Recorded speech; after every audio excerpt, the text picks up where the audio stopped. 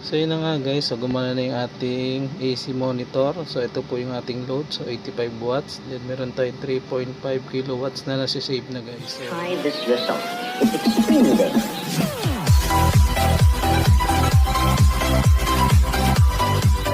so tuturuan ko naman kayo paano magkabit ng AC monitor sa ating circuit breaker. So ang kakailanganin po natin dyan is 12 AWG wire. So yan po yan. Then meron tayong pang top.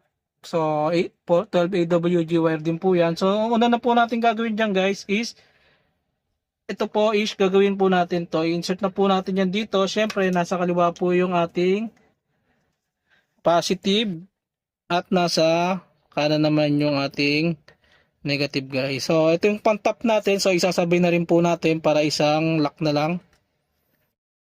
Yan po yung ating pang top na wire papunta sa ating AC monitor.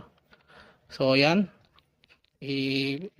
ipipix ko na ho siya para isang sabay na lang po.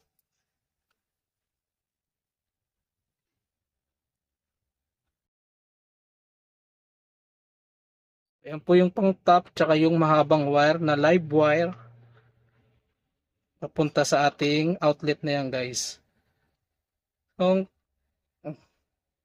So ayan na, medyo na-fix na ho natin. So ito naman po is, ito po yung ating itatap dito sa ating AC monitor. So naka ano pa? Sikip pa.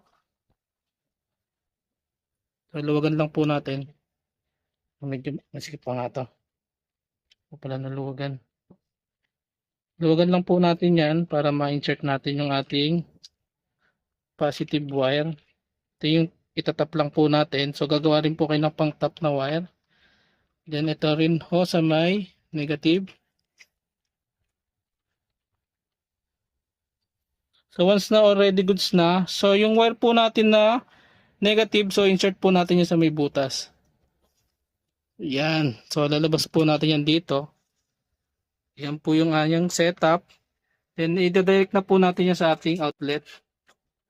Then itong kulay pula natin, so dito na po yan sa may Gedli. So yan po is papunta na sa ating outlet. So yung outlet naman po natin guys, so syempre yan po yung ating setup. So syempre ipipix na lang po natin yan sa ating wire dito sa dalawang tornilyo na yan.